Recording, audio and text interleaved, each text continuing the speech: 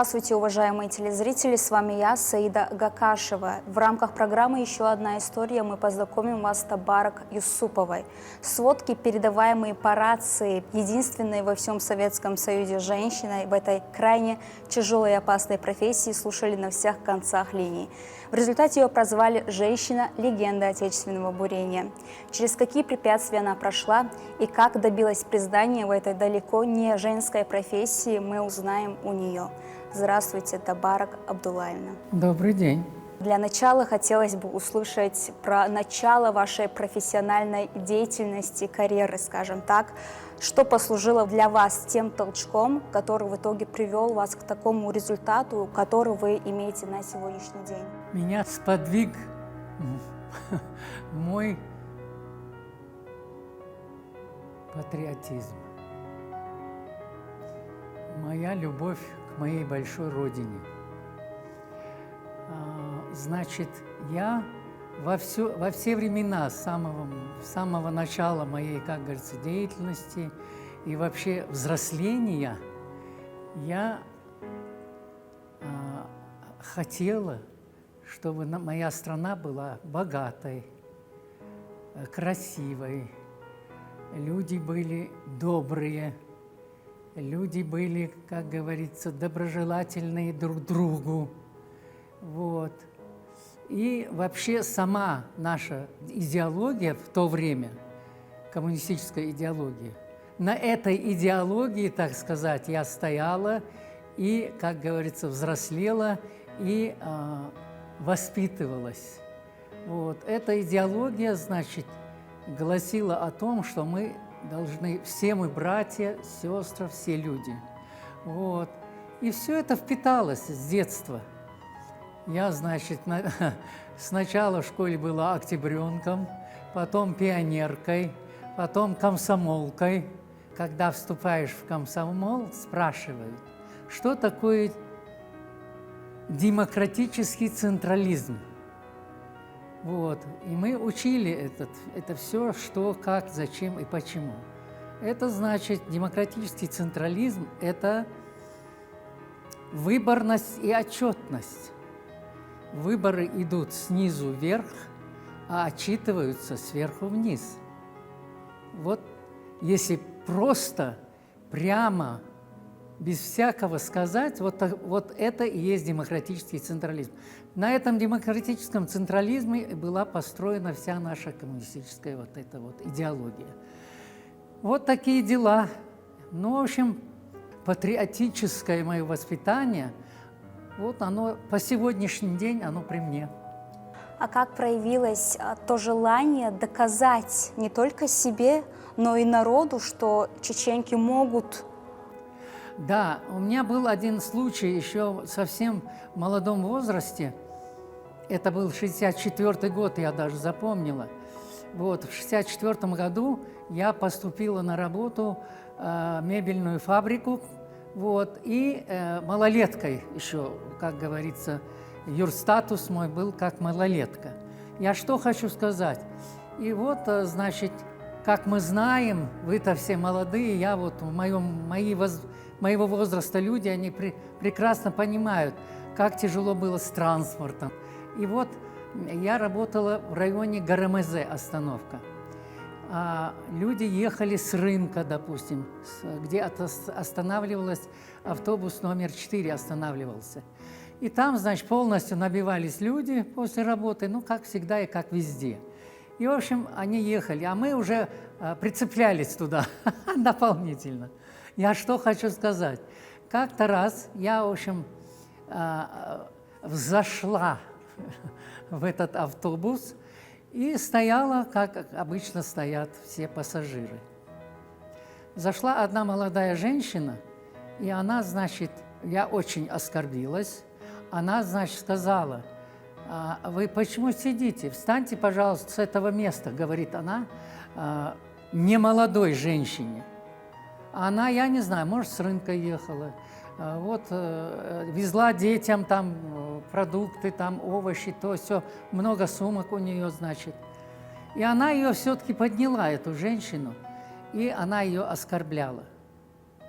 Это мне запомнилось на всю мою жизнь по сегодняшний день. И вот тогда я сама себе поклялась, что я обязательно докажу всем и вся, всему миру, что я, значит, что чеченская женщина, она вот именно понаехали там, в общем, безграмотные, то все, она много оскорблений в ее адрес организовала. И вот это меня очень, как говорится, зацепило. И я так поклялась себе, что я обязательно выучусь, во-первых, потом буду добиваться, как все нормальные люди, работы хорошей там, в общем, престижной, допустим. Вот, что я сумею это сделать. Я в себе была уверена. Я читала, что у вас уже одно образование было, и оно было довольно-таки неплохим. В то время, это то время, когда ваше образование, вы были как бы и бухгалтером, ценилось. Откуда возникло такое желание, крайне необычное для чеченской девушки, опять-таки, поступить именно в нефтяной технический университет и стать буровым мастером? А вы знаете, я, как говорится, всегда следила за информацией. Мы получали Грозненский рабочий. Вот. И эти годы были очень насыщенные у нас. И, значит, героические годы были для нашего народа, потому что Байкало-Амурская магистраль строилась в очень трудных условиях. Проходила, значит, через болото, через вечную мерзлоту, и, в общем, скалы, в общем, все было на пути, препятствий много было, я вам скажу. И многие комсомольцы через обком комсомола и вообще, как патриоты, мы, как говорится, стремились работать, прославить свою родину. Это вообще это самая длинная железнодорожная магистраль была это в мире, самая длинная считалась. Вот. И, в общем, вот такое у нас политическое, такое вот политика экономическое, вот такое стремление. Воплощение такой идеи в жизнь. Мы стремились ее организовать. Вот такие мы были молодые люди. Хотя я мать уже 4 детей была, я вам скажу. Вот, муж у меня, семья. Это непросто. Но вот такой я человек по своей сути. У меня вот такое стремление было. Все время почему-то. Вот такая я. Потом, значит, стали, как говорится, осваивать полуостров Мангишлак, вот, полуостров Ямал. Это были великие задачи для государства, величайшие, потому что это давало такой рост экономики. Это вот столько рабочих мест, это столько у людей, все мечты, так сказать, организовывались вокруг этих освоений, вот этих мест. И большие зарплаты, вот, новые семьи, вот для них как раз и организовывались такие, вам сказать, деревянные дома, кто, как говорится, построил семью молодым семьям. Вот, тогда не было, чтобы сразу кирпичные дома там строили и так далее. Вот это все давало такой импульс, чтобы вот это вот осуществить, побывать в этих местах, поучаствовать в этом, значит, огромном, значимом строительстве для нашего государства. Вот такие патриоты мы были. То есть стать частью, скажем так, развивающейся такой большой новой цивилизации. Вот основной стимул, который не служил не только для вас, но и ваших соотечественников на тот период, как я поняла. Вот поступили вы на профессию горный инженер. Как проходила приемная комиссия? Это довольно-таки был престижный университет на тот период, институт имени Миллионщикова нефтяной. как это все складывалось, так как это уже была Вы ваша знаете, вторая это было профессия? нелегко, я вам скажу. Если человек хочет чего-то добиться в жизни, у него должны быть еще знания ко всему. А чтобы эти знания приобрести, человек должен потрудиться, чтобы их, как говорится, приобрести эти знания. Знание – это великий, величайший труд для человека. Величайший. Это вот такой труд, который оправдывает те затраты и, как говорится, здоровья, и других, как говорится, семейных нужд там, и так далее, и тому подобное. Он кладет на алтарь этого всего вот все свое, что есть, что он может, чтобы вот эти знания приобрести и, в общем, внедрить их в жизнь. Вот. Если человек понимающий, знающий, если он специалист, он для всего народа, это для всего государства, он просто кладезь. Вот. Вот такая сама суть этого всего. После поступления уже в институт следующей вашей целью стал Новый Уренгой. Я с великим трудом туда попала. Чтобы в Новый Уренгой попасть в то время, вот, я, значит, 29 января 1984 года туда попала, прилетела. Но до этого я очень много потрудилась, чтобы вызов вот этот приобрести. Без вызова туда муха не могла пролететь, потому что там шли геолого-разведочные исследования. Вот. Все это только вот, как говорится, начиналось, разворачивалось. Вот. И, в общем, в связи с этим туда не допускали. Вот. Потому что это под грифом СС шло. СС – это, значит, совершенно секретная эта информация вся была, понимаешь? Вот такие дела. Табарак Абдуллаев, но все-таки было бы интересно послушать, как вы добивались этого вызова в Новый Уренгой и как вы в результате добились его. Это было совершенно случайно, мне просто повезло. Я туда, значит, стремилась уже почти 3 года. Каждый раз я работала на оптовой базе Роскульторг в этот момент, и там прям по пути оттуда все время обязательно заходила в Уренгойскую эту геолого-разведочную экспедицию. Ее возглавлял наша была летчица чеченка Ляля Насуханова. Ее муж возглавлял, вот, Аслан. Я к нему часто заходила. И вот однажды, когда я пришла туда, он был там в кабинете, был человек, он был занят. Ну, а там на улице, прямо недалеко от дверей, скамейка была такая, длинненькая скамейка. И вот я села на нее и стала ждать, пока освободится он. Оттуда через энное время вышел человек, мужчина, сел так недалеко от меня, так пронаблюдал за мной, видимо, и спросил меня, почему вот такая я озабоченная вдруг. Что такое, почему задумчивая, озабоченная? Ну, я ему говорю, я здесь не первый раз, я здесь вот уже давно хожу, я бы хотела попасть в Уренгой. А что вы там хотели бы? Я говорю, работать хочу, деньги зарабатывать. Да. И он говорит тогда мне, я, говорит, там, в общем, давно работаю, с самого начала, можно сказать. И, говорит, отсюда, значит, летает самолет вахтовый, 15 на 15, можно организоваться, почему нет?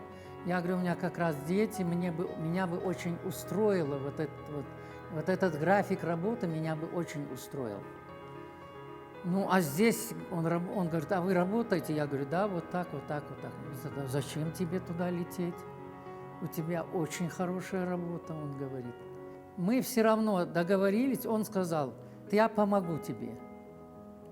И вот таким образом он вот слово и дело у него не разошлось с делом. И, в общем, он организовал мне вызов. Еще до этого я, значит, прочла вот это вот объявление. Там им требовался дублер на 3 месяца.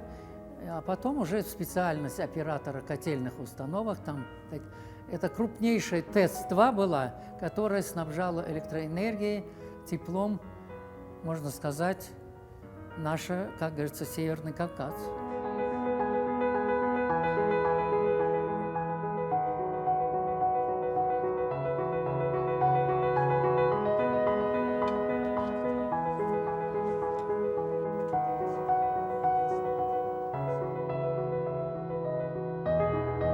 Табарак Абдуллаевна, как вы уже упомянули, у вас было 4 детей. У меня такой вопрос. Как вы балансировали карьеру и роль матери и жены? Возникали ли у вас трудности в этом плане? Потому что у нас менталитет такой сложился испокон веков, что женщина – это хранительница очага. Значит, младших детей смотрела сестра и мама. Но мама тоже работала, сестра работала, они как-то тоже могли там. Но я, значит, после работы еще потом перешла, сначала на вечерний поступила я в нефтяной институт. Вот. До упора ходила в вечерний, а потом, когда устроилась на работу и летала по 15 дней в Новый Уренгой, то мне пришлось перейти на заочное отделение. Вот. И, в общем, как говорится, выехала на их, так сказать. Вот. Они трудились, да, они трудились. Вот, они смотрели детей младших. Старшая дочь, как говорится, тоже замуж была, уже когда я в нефтяном начала учиться. Я была на 3-м курсе, она на 1-й поступила. У нее было 2 детей уже. И вот мы приходили, значит, в библиотеку, и занимались в этом зале. И весь народ наблюдал за нами, как это так, мать и дочь учатся. Я на 3-м, она на 1-м. Я им помогала, кабинет, методические кабинеты там. Вот, значит, взять там соответствующую инструкцию, чтобы, значит, написать работу, чтобы зачет определенный она получила. Я ей помогала хорошо. Ну и сама старалась. Короче говоря, это когда человек заточен что-то сделать, он находит и время, и это свое дело сделает и завершит его, как полагается. Вот так я хотела учиться всегда. Вот вы добились какого-то определенного результата, поехали в Новый Уренгой, но вы захотели стать сменным буровым мастером, на что отреагировали очень неоднозначно. Вот хотелось бы услышать и это. Я знаю, что вы летали в течение 3 лет, чтобы добиться этой должности, и вам все отказывали, но вы не сдавались. Я, значит, сначала в нашем объединении «Тюмень-Бургаз» к генеральному директору со своим заявлением пришла, но он был поражен и говорит, это не женские дела, я на такую, как говорится, не пойду, это уголовное дело сразу, это нельзя. Если вы так сильно хотите, вы должны в вышестоящую организацию обратиться. Но я стала летать, я раза 3 летала в Тюмень, до Тюмени. Мне сказали, что нужно обязательно в ЦК профсоюза, а это организация, которая защищает права рабочих и крестьян, так сказать. Короче говоря, мне сказали, если вы в ЦК профсоюза в Москве возьмете разрешение оттуда, тогда вам не будет, как говорится, никаких преград. Придется вас, как говорится, организовать в эту профессию. Ну и я стала летать туда. Они категорически даже думать мне не давали. Они не допускали к генеральному директору, препятствовали. Вы кто? Вы зачем? Вы кто вам это самое разрешит? Вы что делаете? Нет, не пропускали к генеральному директору. Вы записывались, у вас есть запись. Ну, на 4-й раз я прилетела туда и прямым ходом ринулась прям сразу в этот кабинет. А у него, оказывается, двойная дверь была. Я в первую дверь раз открыла, уже в ручку второй двери я вцепилась. Они как все повскакали. Такой там крик-шум. Он вышел, говорит, что случилось, что такое? Это что за истерика? Он сказал, проходите. Я прошла, села. Он так паузу немножко выдержал и говорит, скажите, пожалуйста, с каким же все-таки вопросом вы ко мне прорывались, он говорит. С каким вопросом вы ко мне шли? Я говорю, Юрий Тимофеевич, я по национальности чеченка, мать 4 детей, имею мужа. Вы знаете, я говорю, проработала вот столько с января 1984 года, вот по этот год я решила поработать буровым мастером. Он ошалел и говорит, как? Вы хоть представляете, что это такое, он говорит. Вы хоть представляете? Я говорю, да. Я же на месторождении работаю. Моя котельная, я говорю, это греет наших буровиков и нашу, как говорит, буровую вышку и все остальные, как говорится, дела. Вот, я говорю, представляю, я часто бываю на площадке буровой. Он вообще был очень удивлен. И он говорит, что вас сподвигло туда, зачем оно вам надо? Мол. Я говорю, вот я хочу, я патриот, я говорю, я комсомолка. Я говорю, я давно хочу на БАМ, давно хочу на Мангышлак, давно хотела сюда, еле-еле, я говорю, сумела сюда прорваться. И вот хочу сейчас работать буровым мастером. И буду я работать буровым мастером, я вот так ему сказал. Он, выдержав некоторую паузу, говорит, вы знаете, я вам расскажу, что я, говорит, сам москвич коренной. И я, говорит, мог в Московской академии выучиться по этой специальности, говорит, вот, что я работаю, говорит, в нефтегазовой промышленности. Но, несмотря на то, что это академия у нас, что здесь, значит, здесь, говорит, готовят теоретиков, а вот в Чечено-Ингушском институте имени Миллионщикова, там, говорит, готовят практиков. Там, говорит, такие сложные технологические процессы, там, мол, это самое, востребованы настолько, говорит, ваши специалисты, ну, наши специалисты, он говорит, грозинцы, они во всем мире востребованы, а тогда прям много было, вот, которые выезжали, которые организовывали за границу, зарабатывали, ездили, много было. Поэтому, говорит, я решил учиться в Грозненском нефтяном институте. И вы знаете, он говорит, я полюбил чеченский народ. Почему? Потому что, говорит, мои однокурсники, говорит, меня приглашали к себе в гости.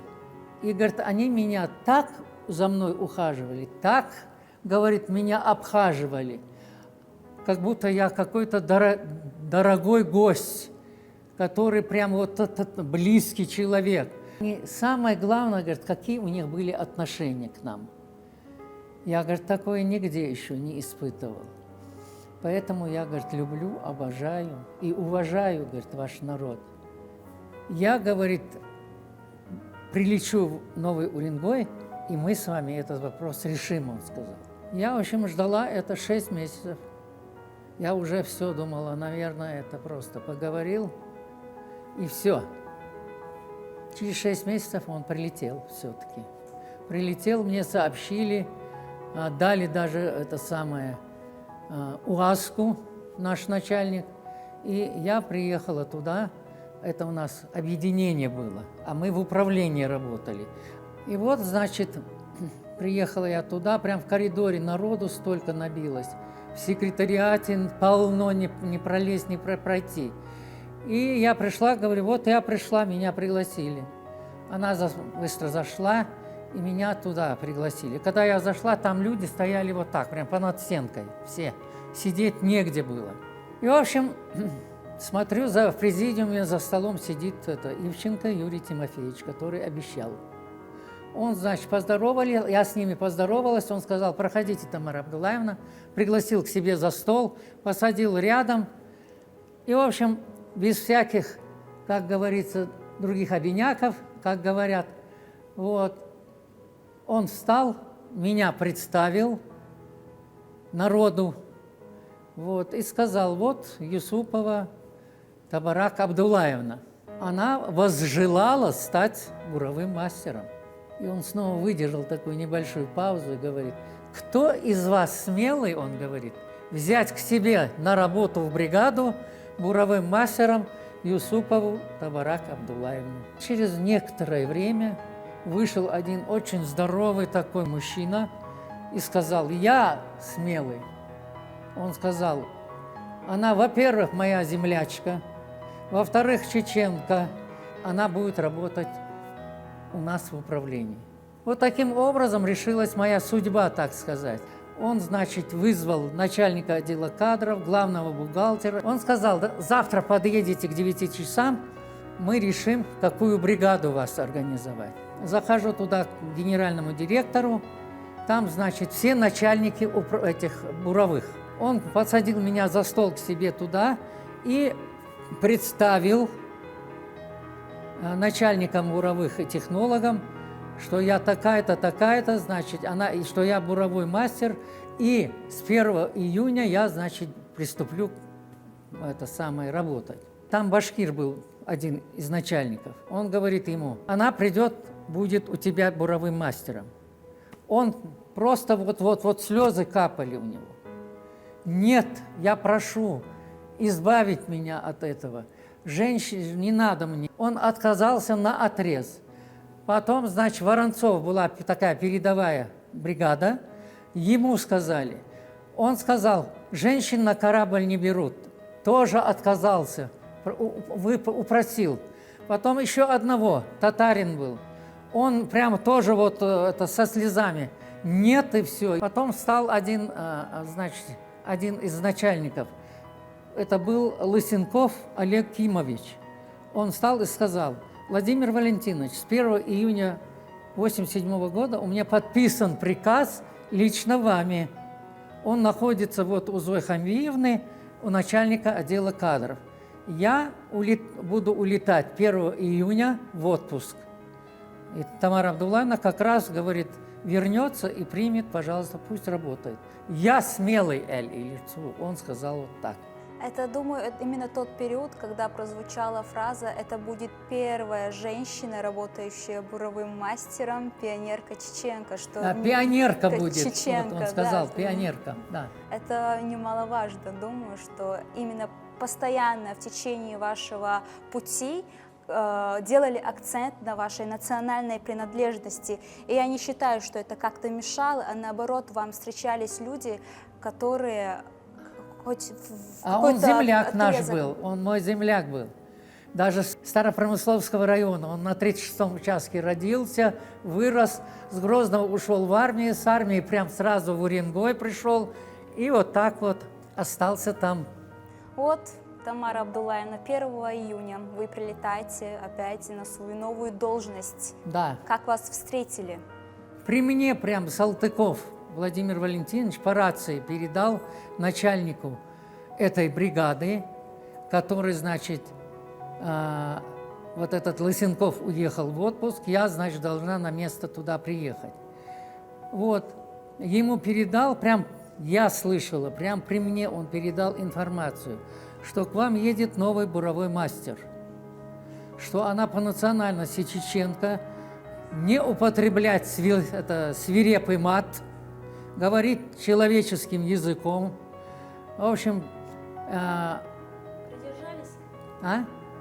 И, в общем, что мне нужно, как говорится, что меня надо встретить, ввести во все дела, в общем, ознакомить и так далее и тому подобное. Как вы отстояли свое место как женщины, которая стала первым буровым мастером перед мужчинами, скажем так как считаю, что основная часть бригады это все равно... Ну, в общем, через какое-то время пришел этот начальник. А я вот это все прибрала, убрала, и он поздоровался как бы со мной и повел, он говорит, давайте, сказали, что вас нужно поселить в чешском этом. Поселили меня, я ему сказала, я сейчас переодеваюсь и иду в красный уголок. При всех, вплоть кухрабочие, повара, лаборанты, значит, кто на смену в ночь должен выходить, всю бригаду, это часть бригады, смену всю, всех пригласить срочно, не тяните, пригласите в красный уголок. Хорошо, он открыл красный уголок, я пошла туда, и, в общем, люди пришли, все, даже на улице стояли. И, в общем, ждут, пока я что скажу. Да, я им сказала, значит, я как буровой мастер организована к вам сюда в бригаду, как сменный буровой мастер.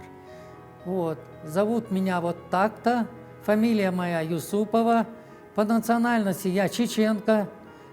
Вот, у меня, значит, 4 детей, муж. Я сюда прилетела работать и зарабатывать. Кто со мной хочет работать и зарабатывать, оставайтесь. Остальным воля вольная. Мне надо было любым действием каким-то себя зарекомендовать я должна была. Чтобы сказать стоп и больше никогда ничего. Чтобы дисциплина была. В конце концов, очень сильно стали понимать друг друга. Очень сильно. Как мама-утка плывет, а за ней утята все. Вот так вот они плывут. Даже расстояние между ними одинаковое у утят, но настолько правильно они вот за мамой плавают. Вот таким образом мы поняли друг друга. Я им потом организовала даже вот этот сейф, договорилась с генеральным директором, он тут же это организовал. Я ему объяснила, что я 20 лет отработала в торговле, знаю оптовую, розничную, кооперативную торговлю. Я знаю складскую работу, заведу на них карточки, организую им спецодежду, чтобы они не стояли, ничего не просили ни у кого. Им полагается по нормативу. То, я говорю, я все им сделаю как надо. И тогда вы посмотрите, как эти люди будут работать.